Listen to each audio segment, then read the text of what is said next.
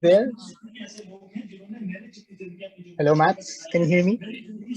Yes, Okay, I'm hi. here. So thank you for that recording and really insightful. Nope. And now we'll open the floor to questions. Just post your questions in the chat box. But I'd like to open up your in your presentation, Mats. You mentioned about the five governance models. Based from your experience with working with different organizations, which one generally works? I know there's no one size fits all, but basically, which one do you see has worked, and what are the major lessons? What are the major challenges that you've encountered in applying these to the different? Yeah. No, that's of course a good fundamental question, and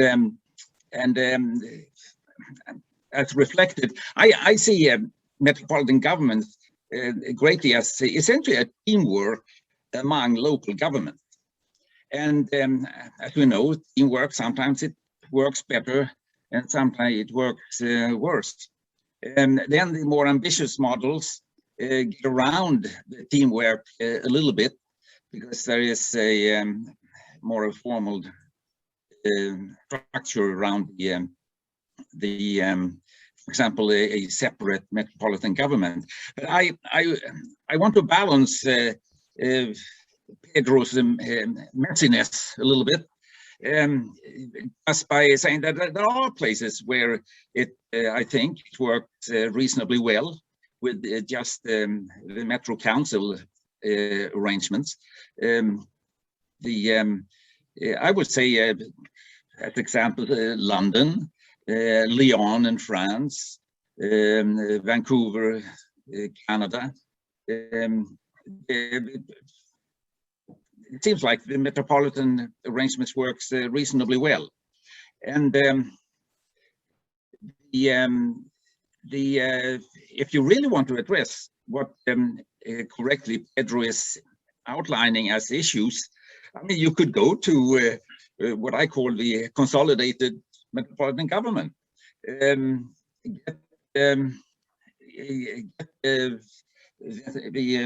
metropolitan area be one local government.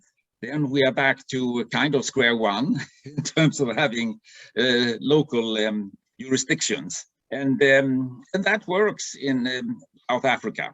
But as I said, going from today a very fragmented situation with lots of local government, it would take a lot to get them to amalgamate, like what happened in South Africa, where they had a special circumstance. They had a special commission at the national level to create new local government, since the old black and white based local government wouldn't work anymore.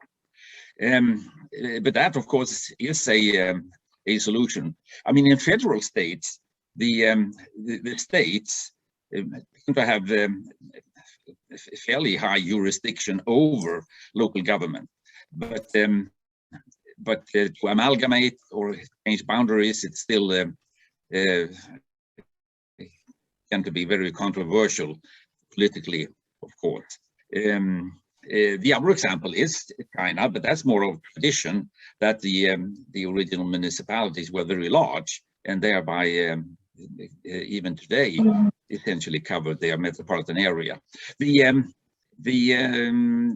To get back to your question, which one works best? Well, as we said, you really have to look at the individual local circumstance and the dynamics of the politics and also how what the priority needs are. But any of these can work, even though the simple Metro Council one, which essentially requires consensus, of course, may have more challenges. But there is certainly places where it works fairly well. So that would be my almost Thank you, cop-out answer. Yeah, I can relate because in the case of Cebu, that's where we're currently at. Is an amalgamation of the different local government units trying to collaborate. There's no institutional framework yet. I'd like to open the floor. I see Danny. Danny, would you like to share your question personally to Matt Anderson? Danny, are you there? Yes, I'm here. I'm Yes. here. Yes, hi, Matt. Thank you very much for the presentation. There's two questions. Where you presented about the metropolitan demarcation approach, I was just wondering, do you not consider the physical landscape or physical features as a limitation of a metropolitan area?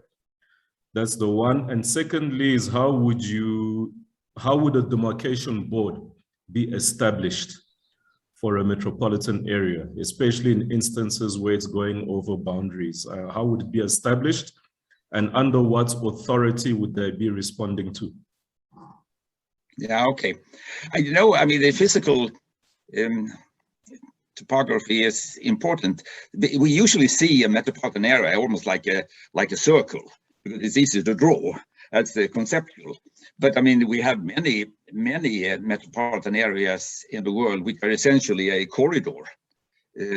For example, along a coast, or there may be mountains all around, and the metropolitan area is a long coast. But even with those differences, I think the basic thing in terms of how easy is it or difficult to have daily commuting into a rough center, it can still be the criteria how to define how large is the area. But they can certainly be of different form. Then the how do we establish a demarcation? Well, it obviously have to be above the local government level, because it's hard to see that they would agree to amalgamate. But even without amalgamation, I mean, take Metro Vancouver, which has evolved since the late 60s, starting with just water and wastewater coordination. And today, even is in the form of a metro corporation, which is responsible for a variety of functions. There, you didn't really have to amalgamate, because the local governments over time have found the benefits of doing things together in this metro arrangement, and are still adding to it. They even have a flexibility that if you don't like it, you can leave any day. So it's really based on belief in that it's good for us to actually be part of this. But if we don't like it, we can leave, and not leave permanently. You can choose which functions you want to participate in. But in most cases, the local government has found that it's to their individual benefit to participate in these joint service delivery arrangements. But as I said earlier, it is easier said than done. In Vancouver, it has taken a long time. But as long as the trend is good, you don't necessarily have to amalgamate. They have more than 20 local governments, but almost like most of the functions are done together. A demarcation board, which they had in South Africa, I mean, that essentially has to be established at the national or at in a federal state. It could be established at state level. But in a unitary state, it's only the national government who could establish such a thing. And then, of course, it depends independently if it's at the national or the state level. what the political winds are. And why it's usually difficult is that politically, the local government is a key component of the existing structure. But that's where the demarcation things could be addressed, or at least discussed, of how to change boundaries. That doesn't mean that you should change the boundaries the way the United States is doing today, which is appears to be extremely political. That may not be the most effective from a metropolitan perspective. Yeah, that's probably all I can say. Thank you so much, Matt. Very interesting comment. That's also a challenge in our area, how to delineate the metropolitan area. I'd like to give the floor to also Babalola. Are you there? She has a question about Nigeria. Babalola, are you there? Would you like to share your question personally? Babalola? Hello? Good afternoon. Hello, yes. Hello, yes, good afternoon. Can you hear me? We can hear. Yes, yes. Hello? Hello? Yes, we can hear you, yes. Hello, Mark. Yes, we can hear you. Yes. She may be having some technical difficulties, but let me read it to you, Matt. Yeah. So in Nigeria, there are 774 local government with administrators. Don't you think the structure of metropolises is already in place? I don't know if you're familiar with the case in Nigeria. Yeah, I'm not that familiar with Nigeria. I've never been there. I've been to many countries in Africa, but unfortunately never Nigeria. What I recall is that isn't the state of Lagos a fairly dominant, influential area entity. I mean, the state government itself in Lagos is essentially trying to do the coordination in the metropolitan Lagos area, since there are many local governments. But since the state of Lagos, I assume, is maybe larger than the metropolitan area, but still the state government takes a fairly active role in the coordination of the metropolitan area, maybe more than what Pedro was mentioning in Mexico, where each state governor or government is responsible for an area much larger than one or two metropolitan areas in the state, and thereby may, as he indicated, be a more of a backseat player, even though they could, in principle, take a more active role. But that's probably all I can say. Thank you. I'm limited knowledge That's fine, of Matt. Nigeria.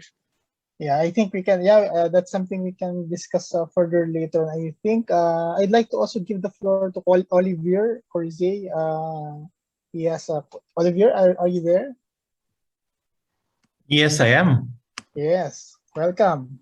Nice to see you here. Thank you. Yeah. Nice to be with you. Hi, Matt.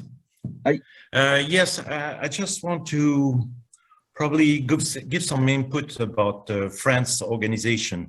In the past, we had 20 regions and a few metropolis. And at the moment, we have 20 metropolises. And the most interesting is that the state and the government help the metropolises to create. They give some subsidies to help the process. And when the different local governments meet each other in a metropolis area, and when they get a political consensus, they are happy to get some extra money from the state. And that brings an input to succeed this. But in fact, what is very difficult is to get this political consensus. And this is the difficult part of it. And then later on, when the full process is achieved, the difficulty is to send the right amount of money to the different local community, local municipality, because you share a common fund, and then you have to be, let's say, you have to distribute the money in equity.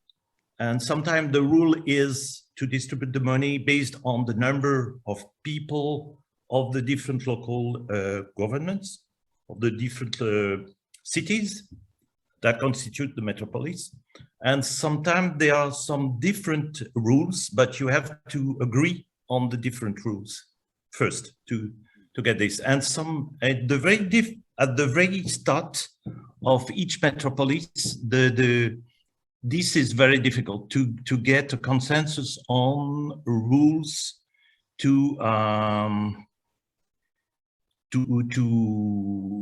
allocate the funding. Yeah. So that's my input.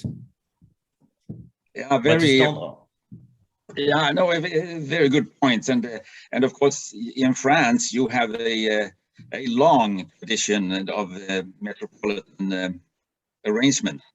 Just because you have so many small, I guess all local governments are small except Paris and a few cities, so you almost have to collaborate. Yes, because yes, if I can interrupt, we have, I guess, 60,000 local governments. So it's crazy. It's a nightmare. So we have to join each other. Yeah, you're right. You're right. Yeah,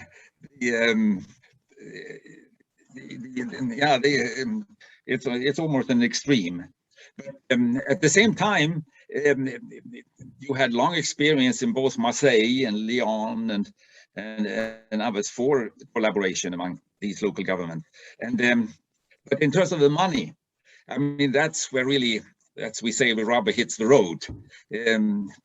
If there's not agreement before, that's where it's difficult to now. But I guess in a situation like you in France, at the same time, local governments don't have much option. It may take a long time to find an agreement on how to distribute the fund, but I guess if you don't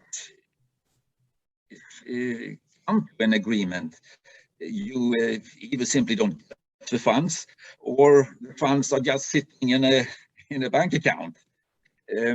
So the circumstances in themselves, I guess, will kind of force an agreement, even though it may take time. I don't know any formula, if you will. I mean, as you indicate, you can do it by population, but that may not be always the best, because the largest city, usually studies who have done in this regard, and there are studies in this regard, is that the largest city tend to be able to justify a somewhat larger proportion of the funding. And if nothing else, it's the largest entity, city, where people commute into. So that's always a debate in metropolitan areas. I mean, you people who live out in the outskirts and paying your taxes there, and then you come in here in the center city, and you spend all your time here, and you create your garbage here and traffic problems, etc. But you don't contribute any money here. So there is often a case for allocating proportionally more to the biggest city than the smaller ones. You're right, Mats. The main objective is to get some more, to be more rational in the way of allocating all the. You have to make effort for roads. You have to make effort for urban transport. And if you don't get a consensus to do it together, you overspend money because you are not efficient. It's a matter of efficiency at first, and then you get the money. But the main thing, the people or the different cities feel at the same time they have to gather to not overspend, to get some efficiency in spending their money and getting the good projects. That's the main point, I guess. Yeah. Olivier, Mats, do you have a response to that?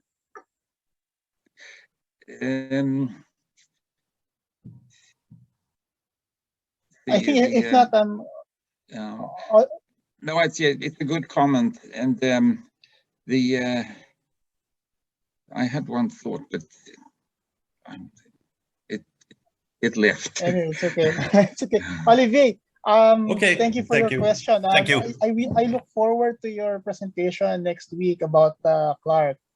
So okay, looking forward to that. Yeah. But so it's a brand new city. So problem is starting from scratch.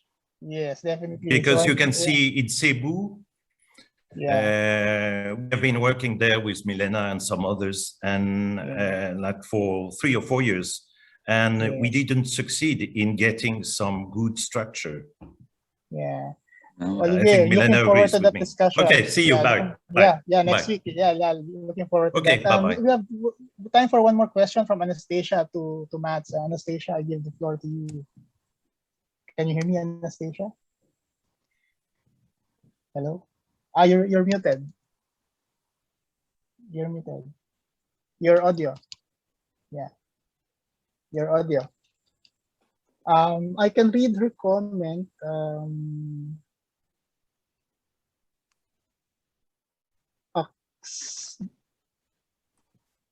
About incentives of the French government. I don't know, Anastasia, if you can turn on your audio, your speaker. Yeah. Anyway, Mats, her question is specify a little bit more on the incentives of the French government. Yes, thank you. This is my question. Oh yeah. Care to expound on that, Anastasia, if you would like to. Okay. You know, I start from the point that in Greece we have at least 2 major cities or urban conglomerations that their population is more than 500,000 people, at least. We have Athens with some 3 million people, and Thessaloniki with 1,200,000 or 300 people. So we don't have any metropolitan government in Greece at all. And there are major problems in order all these mayors to come around the table, to sit around the table and discuss their common problems. So the point is, what has the central government has to do in order to proceed to form a kind of metropolitan authority? And I see taking as a starting point some very interesting and very useful notes and information from Dr. Ortiz's writings, that the first thing we have to note is what is the GDP, or how can I say it, of the country as a whole, and that of the metropolitan area. Greece is a country where half of its whole population resides in Athens. And also Thessaloniki is a greater city than the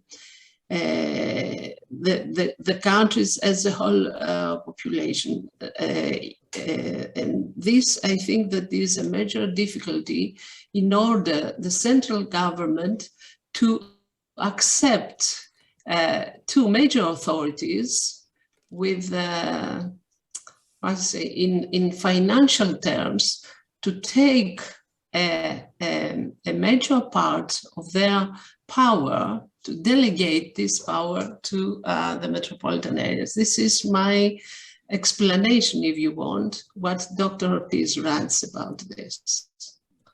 And what is going to France, and what are the major incentives of the central government in order to give some authority and some autonomy to the French metropolises. Thank you, Anastasia, Thank you. for your question. Max? Okay. Yeah. Well, the previous commentator, he probably could give a better answer than I can on France, because he is a Frenchman, I understand.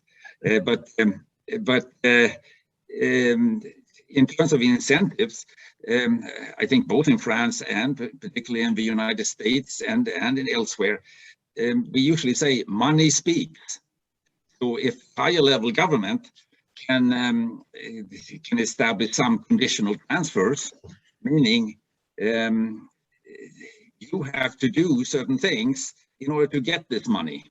I mean, that's the power which sometimes the state or regional or the national government has to influence what gets done at the local level, because the funding seems to drive a lot of things. If I understand your question correctly, how what influence can there be to form metropolitan arrangement? Then this conditional transfer is one. As I said in the presentation, essentially all metro councils in the US were established when the federal government many years ago said you have to have a metropolitan planning organization to get transport funding.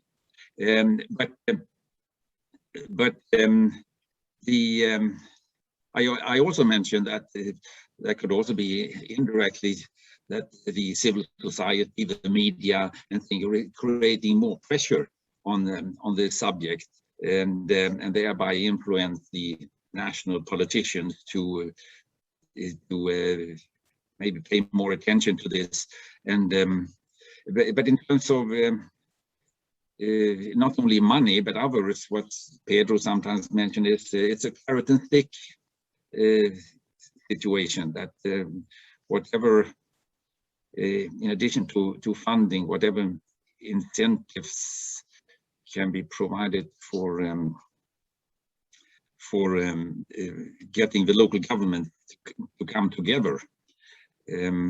But funding is certainly probably the strongest. If I understood it correctly, that you don't have metropolitan situations around the two big cities.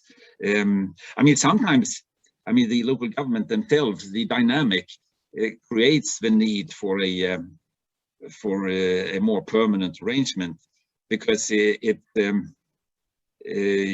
often the main core city who gets annoyed that, as I mentioned earlier, that they have expenses which are really caused by the people from other local government, suburban local government, and then it's the core city who usually try to, in any way, try to get a piece of maybe the taxes of from the surrounding area, and create a pressure for some kind of metropolitan arrangement. Sometimes it's the other way, that it's the suburban local governments who find that everything is concentrated in the core city, and they pressure for more distribution across the whole area. Those are probably the only general comments I can make. Yeah. Thank you, Mats. And let me just read through some of the comments and question from Monica Healy. So it happened in Mexico, where we went from 59 metropolitan areas to 74, with incentives for the municipalities who very fast tried to find a way to demonstrate the economic exchanges. So again, money talks. Monica, you'd like to elaborate on that if you'd like to? Well, I was studying the exchanges inside the metropolitan areas, and we found out that many communities or municipalities, as we call them here in Mexico, it tried to like elongate their numbers, you know, to comply to present their unity as a metropolitan area, to benefit from this financial help. And there were many inconsistencies because, first of all, there was no political structure to guide the metropolitan areas. There is no political structure here in Mexico. They are declared as metropolitan areas, but nothing happens really in terms of organizing the development. And second, there were many urban inconsistencies because the areas were far apart from each other. Maybe, yes, there were exchanges because the economic dynamics of the region, like for instance, a port, they had exchanges between these 3 or 4 municipalities, but the areas were full of green patches in between, and there was not really a metropolitan area. Yeah, no, different areas certainly have different strengths, and some are stronger, some are weaker in terms of yes, the need for interaction, and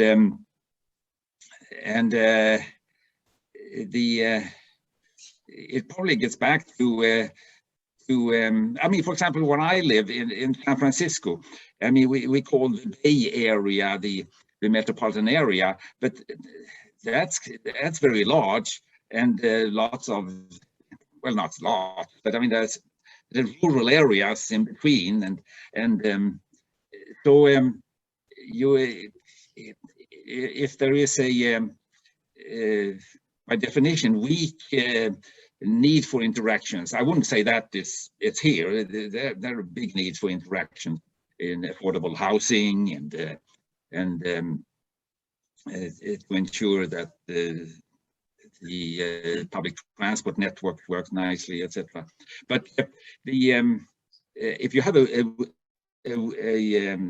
area with where the interactions are not particularly strong, it really goes back to the you can say political interest of each of the local government, and you really start with those subjects where there is enough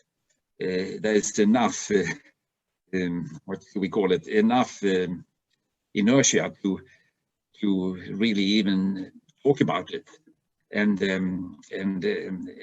but if there's enough intrinsic interest to talk about the subject, then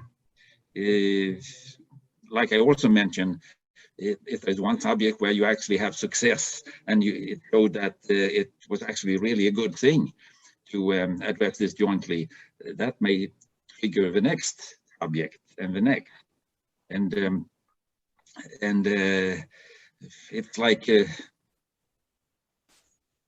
humans we work like rats. What we get promoted for, we do more, and if there's a mishap, that may turn the clock back.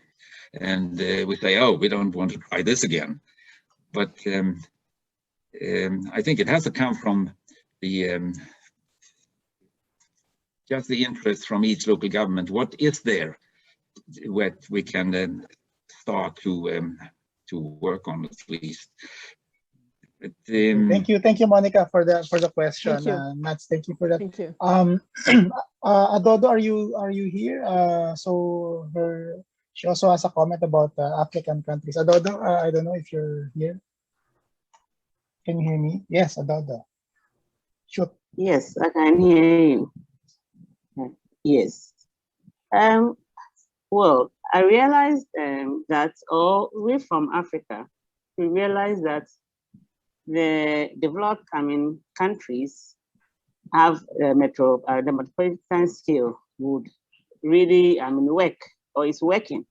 So basically, I want to know that what will be the way forward for most African countries, because our stories are the same. So the challenges is the planning level that we have currently is not working as it should. So how can we bring in planning at a metropolitan scale effectively? Yes, so this is what I want us to. Yes. Okay. Which country are you from? Ghana, West Africa. Okay. No, although I've only spent a month in Ghana, so I don't pretend to know much. But Accra, your major metropolitan area. Yeah. So you are saying how can we get more metropolitan scale planning here? Well, if that was the question, kind of thing. Yes. I mean, you have what? What I'm saying is, the skill we have now, we have, urban planning, what we are doing, it's not really, even though we are having challenges. Yeah. So now if we want to bring in planning at a metropolitan scale, okay. How are we going to approach? Yes. Okay. So how do you are a very interesting example, I think, because I want to mention two comments primarily. As I recall, you have your what do you call it? Provincial government or regional government? Regional government, which essentially covers the metropolitan area of Accra. So I remember my reflection was when I was working there a little bit, I said, why don't you, regional government, take care of this or the catalyst for this? Because your area is essentially the metropolitan area of Accra. But the answer I got was that, well, we regional government, we are just supposed to be a link vertically between the national government, and then we have the regional government down to the local government. So we just channel things vertically. It's not our job to coordinate things horizontally. And my reflection, of course, was, well, maybe, but why don't you do that as well? Nothing would prevent you from at least facilitating this coordination. I understand that that's also easier said than done, so it became just vertically. Then I think I was there, we are talking, 6-7 years ago or something. It's an example of sometimes to make something happen. If you have a champion, it could be one mayor in one of the small local governments. But in this case, as I recall, and correct me if I'm wrong, it was the mayor of the main Accra who took the initiative and said, hey, we need a coordinated transport network. Actually, what was needed was just a rapid bus line. from suburban areas in the core city. And the if I am correct, it was the mayor at the time of the core city who took the initiative to say we need to come together and discuss how to get this rapid bus lane through a number of municipalities or a number of local governments to facilitate transport in and out of the core city. And it seemed like he at the time, as a champion, made this happen at the end. I don't know if that was just isolated to the rapid bus transport, but most likely they would have to look at the transport situation a little bit more broadly. So at least there was one topic where there was some metropolitan scale planning done, it seemed. But it's kind of sad that it takes kind of make these happen. But in my view, or regional government could have started to do metropolitan planning, and maybe the central government should change the mandate of them.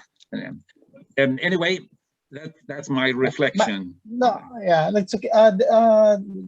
Kwasi here also has a comment regarding Ghana. So yeah, before we move to other questions, maybe Kwasi, since we're in the topic of Ghana, you'd like to share your view.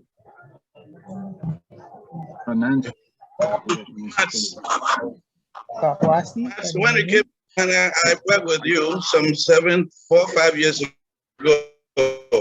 from the local government when we did Metropolitan Governance.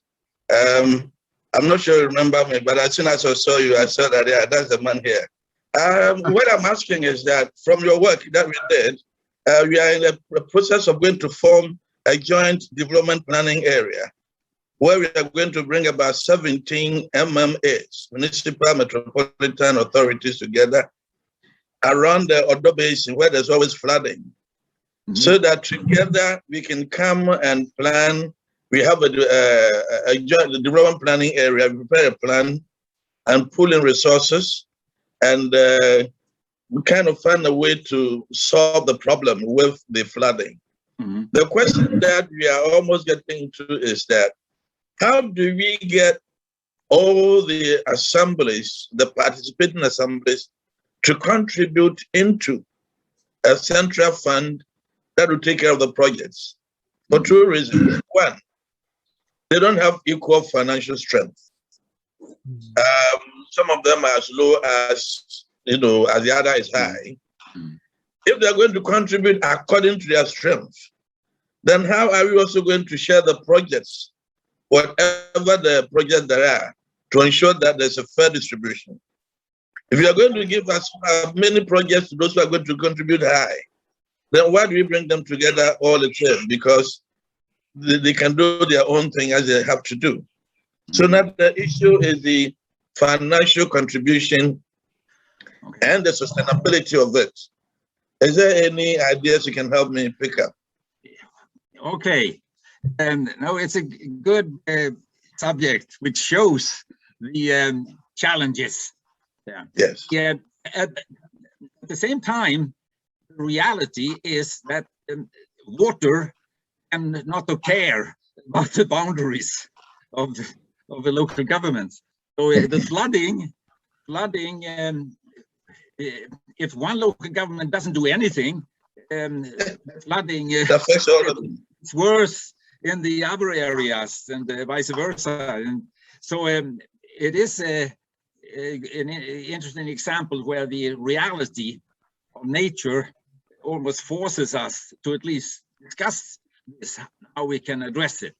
And then comes, as you say, who should pay for what, how much, etc.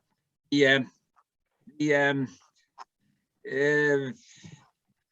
mean, I don't have a formula answer. I mean, what helps sometimes is that it's handled at the next higher level, at the regional government or the national government, where they just see it as one big problem which has to be solved.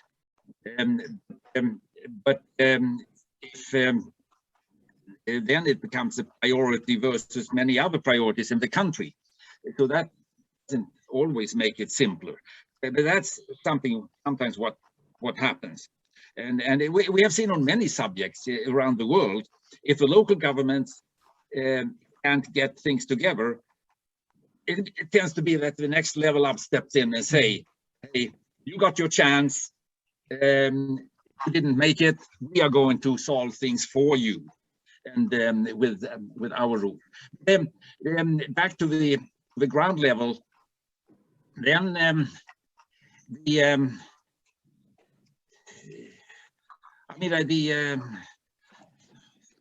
it's probably not easy to find a scientific solution here. I mean, theoretically, you would say, well, let's get a flood expert here to, and I'm sure you have some. To see spending for the common good, spending most money here is best and less there, and it's not a matter of money. We have to put it in a common pool, and then the question is how much from each, and then it almost goes back to population. Then of course the argument is that, well, in our local government the flooding isn't too bad, so why should we contribute proportionally the same as the other ones? You almost have to again rely on that the people around the table say that nothing will happen unless we come to a solution about how to contribute to this thing. So back to the carrot and stick, that someone will just say, okay, I'll lock the door and tell me when you have come to an agreement, and we'll open the door for you. Get out. Because if we, I mean, you don't necessarily have to lock the door, but emphasize that we have to realize that if we can't come to an agreement, the problem will exist next year and next year and next year. But I'm sure you already have tried that. So, I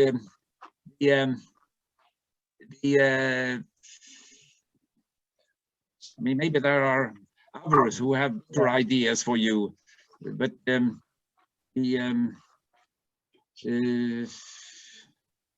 or you have a big flood. I know you have a big flood problem. I mean, one approach, of course, is to say, where is the biggest issue? You don't have to solve the whole problem in one shot. To say that the biggest bottleneck is this, and so maybe you can come to an agreement on that thing, and it will still be flooding, but at least be less. Yeah. Kwasi, thank you for your question. That's a very interesting.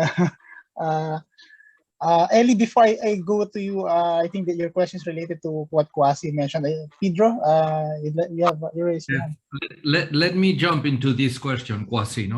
What Mats mentioned very wisely is the subsidiarity principle that we use in Europe and in America as well.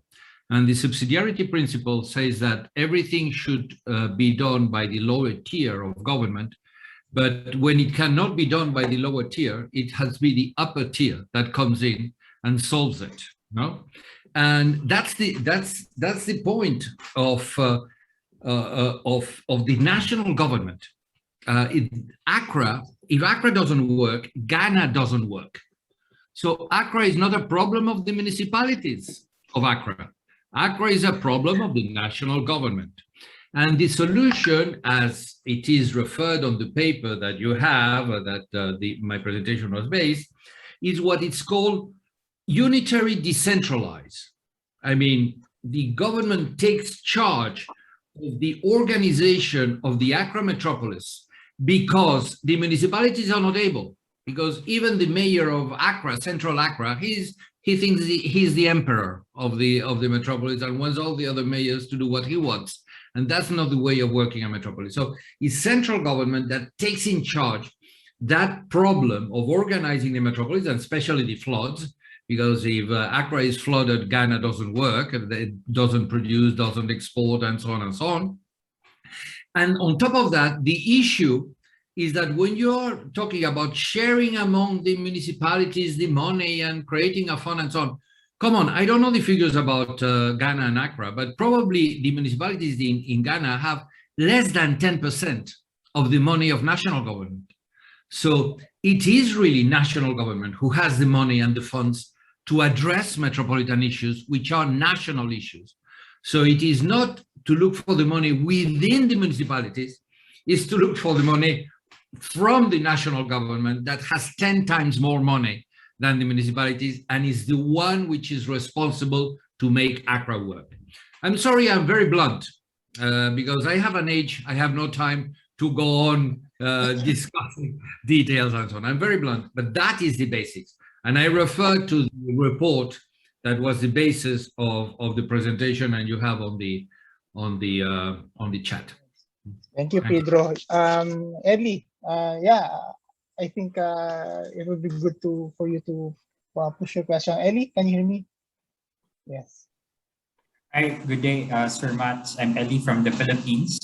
I'm working for the Metro Cebu Governance institutional setup. We're also pushing for it in terms of its institutionality through a policy. And I understand for a metropolis to be formalized, it requires a policy. But my question is related to who will call the shots? Because here in the Philippines, we have Metro Manila, who is from the national government, decided by the national government around 1990s, who created the Metro Manila Development Authority, who is spearheaded by the president himself of the Philippines. And now Metro Cebu. No? Metro Cebu is where the mayors among Metro Cebu decided we need to work together, cooperate together, because we need to address same issues. And as you mentioned a while ago, water's flooding does not respect jurisdiction. So they decided to form a metropolitan government.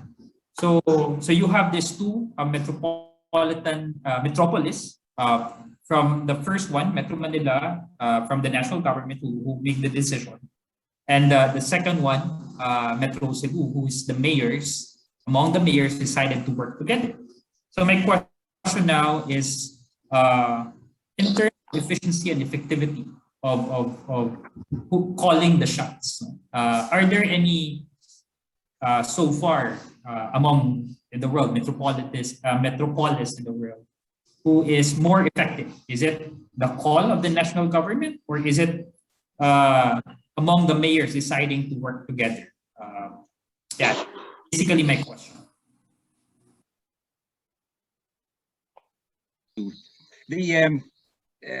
Well, I'm in favor of that. It's up to the local government to agree on what they can agree, and if they can't agree, fine. Then you are the ones who have to live with the non-agreement. That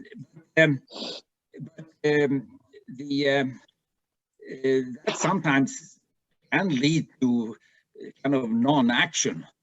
If there are lots of discrepancies among them and they don't see the common good among them strongly enough, and that's where what Pedro was mentioning. Then, of course, it can be the next level up who take initiative.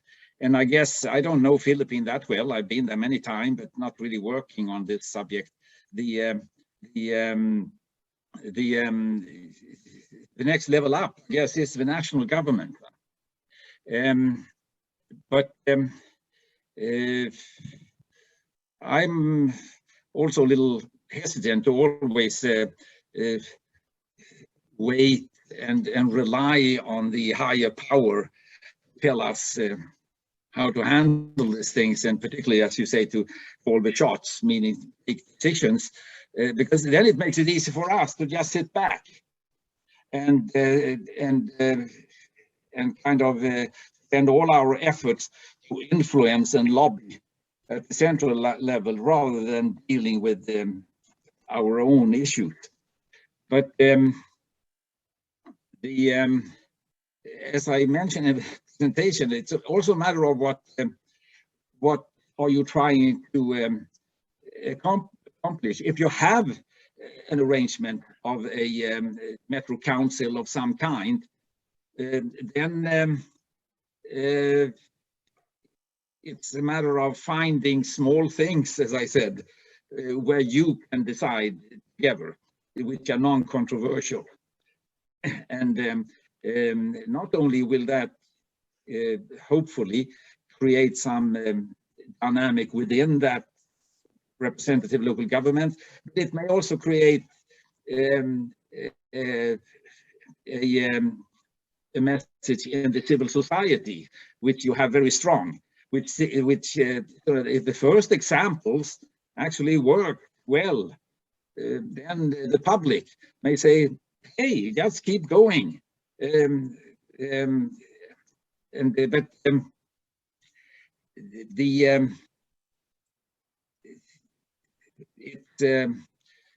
don't know who, as you say, who calls the shot.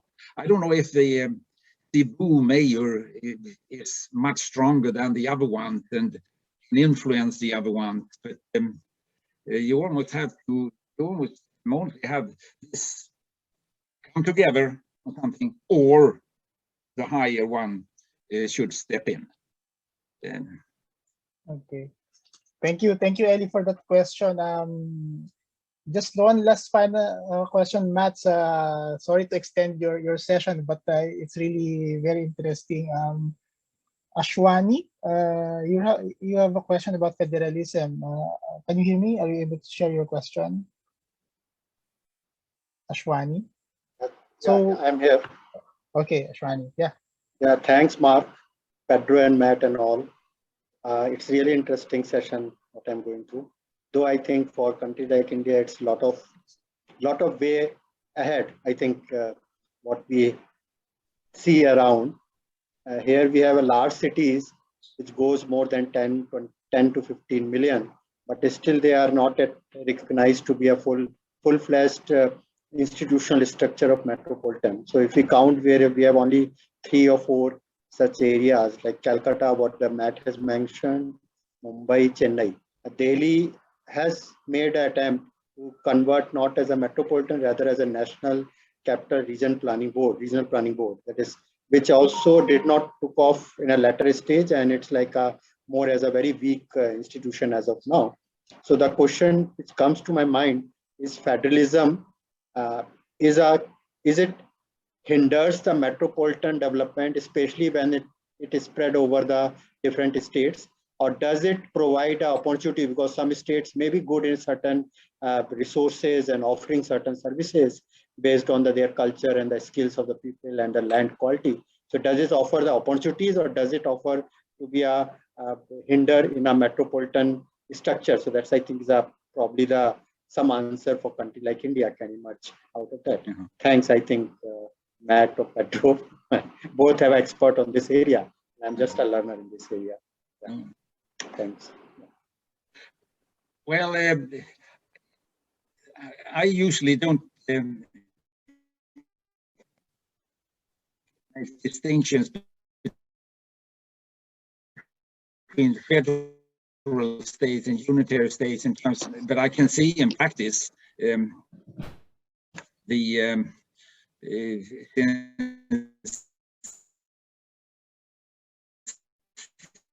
each state, it will happen in some places, it will not happen. But I mean, in India, you have so much. Yeah,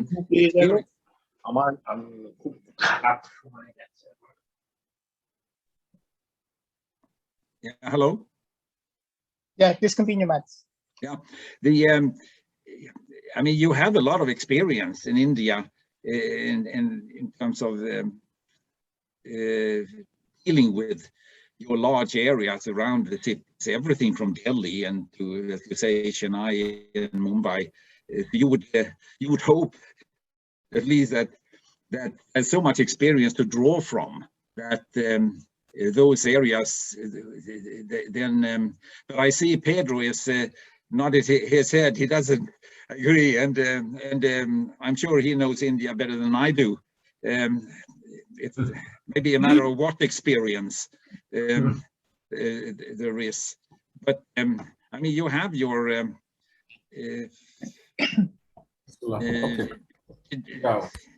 development research entities, and you have state water companies, and you, but at the same time, you are a very dynamic society with strong views, etc. So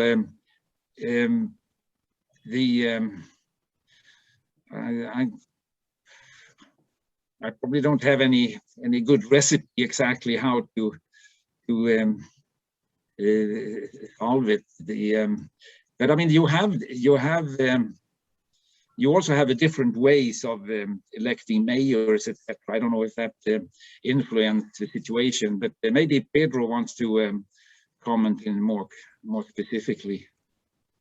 Well, again, in India, we are in a federal state, in a federal situation.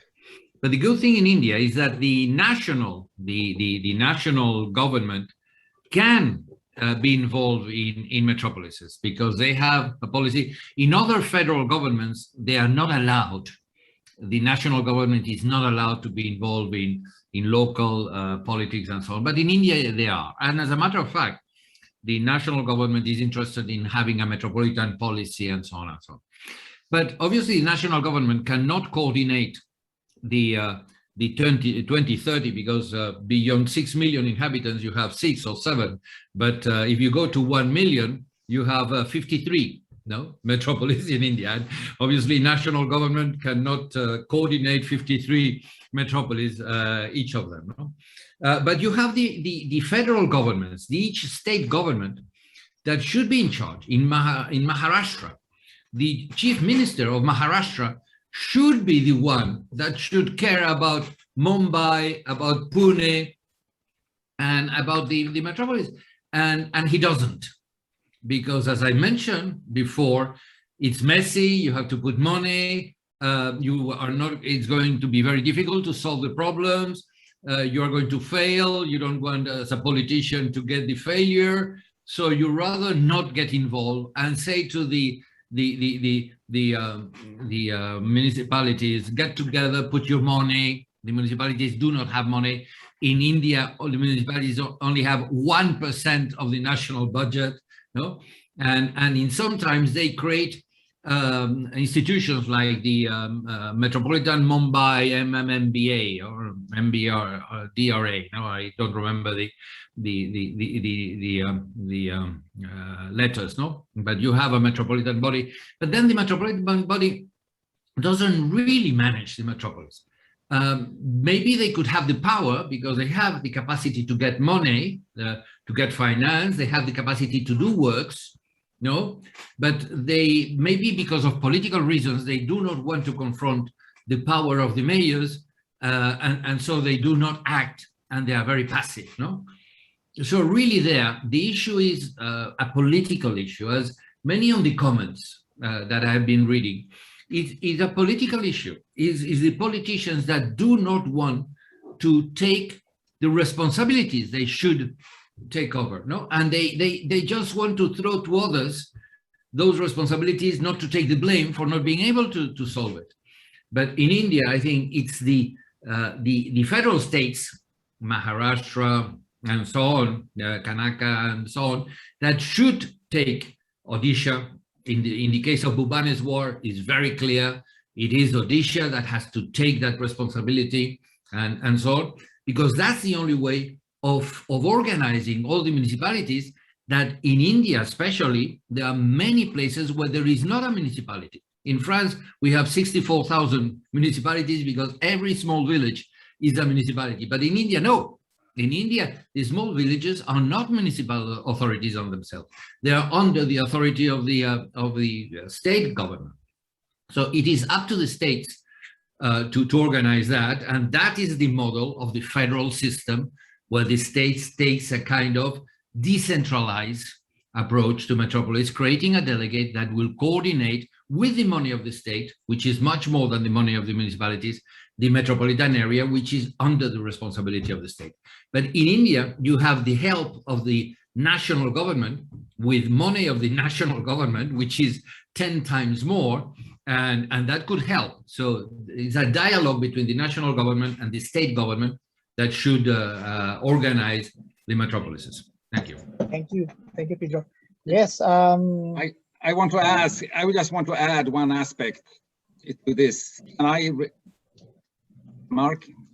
Yes, please, Matt. Sure. Okay. No, it reminds me of, we talked about incentives and the reforms to make things happen in the metropolitan area among the local governments.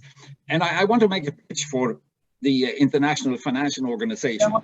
I mean, and that is the World Bank, where I used to work, and I think it's a fine institution. It's ADB, it's Inter-American Development Bank, etc., African Development Bank, and who actually can play a role in facilitating.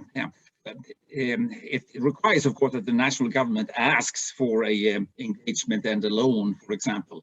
But I want to mention the Inter-American Development Bank for Latin America. They, for example, have an ongoing support for a project in Argentina, where the rules of the program or project is that it's a pool of funds, but you can only get access to this funding if 2 or more local governments come together on a proposal. So it's kind of to Argentina's national government. This is a way to incentivize them, and that seems to be working fine, because it's the only way for you to get access to money. I mean, it doesn't have to be an IFI. The national government could do the same thing with their transfers, in principle, to create an incentive for the local governments to come together to propose a joint project. And at least usually they can propose a few, even though you shouldn't force it if it's not necessarily needed. And that can help and form this. And I have supported during my life many metropolitan type projects. And the more interesting thing is that which included a number of local governments. And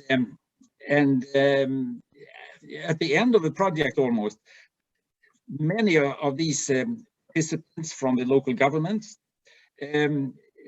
commented to me that one of the benefits of this was not necessarily only the physical investment, but we had to meet once every quarter to discuss the project, and just them almost created a forum through a project, and not because of me. It was just because of the type of project which included many local governments.